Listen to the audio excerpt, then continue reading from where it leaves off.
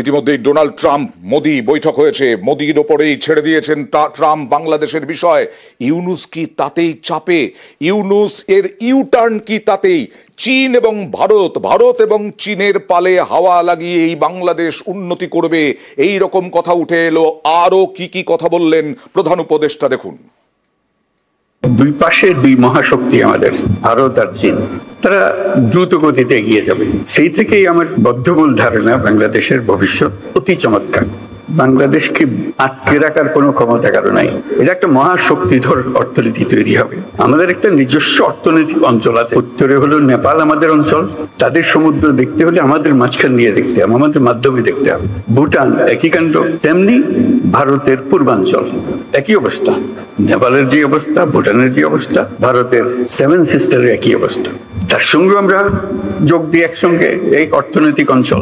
আমাদের যে সমুদ্র বন্দর, তাদের মাল আনা নেওয়া করবে, তাদের অর্থনীতি আমাদের অর্থনীতি একসঙ্গে জাগবে। এই প্রক্রিয়াকে জোরদার করা, যাতে করে আমরা এই অর্থনৈতিক অঞ্চল গড়ে তুলতে পারি। আর ঘরে বাইরে সাঁড়াশি চাপে তদারকি সরকার। পদ্মা পাড়ে জোরালো হচ্ছে ইউনূস বিরোধিতার সুর। বাংলাদেশ ঐকমত্য কমিশনের বৈঠকে সরব গণ অধিকার পরিষদ।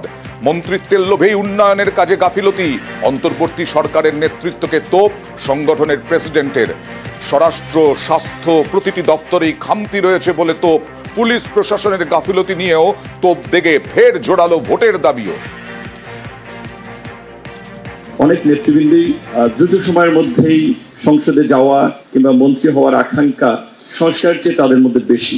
স্বরাষ্ট্র উপদেষ্টা, স্বাস্থ্য উপদেষ্টা এবং এরকম বেশ কিছু মন্ত্রণালয়ের উপদেষ্টারা কার্যত ব্যর্থতার পরিচয় দিয়েছেন। সেখানে রাজনৈতিক সংস্কৃতির যদি পরিবর্তন না হয় তাহলে নির্বাচন অর্থবহ হবে না। আগামী নির্বাচন যে অবাধ, সুষ্ঠু, নিরপেক্ষ হবে তার জন্য বোধহয় আমাদের চিন্তা করা দরকার যে আসলে কতটুকু সেটাও সম্ভব। বর্তমান যে ভঙ্গুর প্রশাসন, এখনো জনপ্রশাসনে আমি মনে করি যে মন্থর গতি, পুলিশ প্রশাসনের গতি আসে নাই। আমরা মনে করি দ্রুত সময় স্থানীয় নির্বাচনটা দিয়ে প্রশাসনের সক্ষমতা যাচাই করা যায়।